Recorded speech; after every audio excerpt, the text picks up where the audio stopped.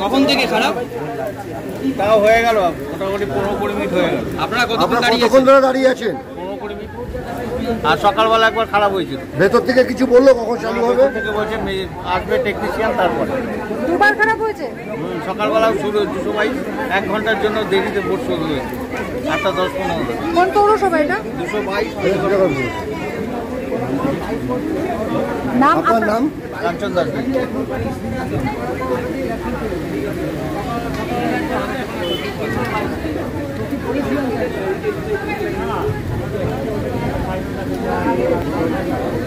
কতক্ষণ দাঁড়ানো কাকিমা? কতক্ষণ দাঁড়িয়ে আছে? আমি কতক্ষণ দাঁড়িয়ে ছিলেন? এখন শুনছে কি মেশিন খারাপ আছে? জল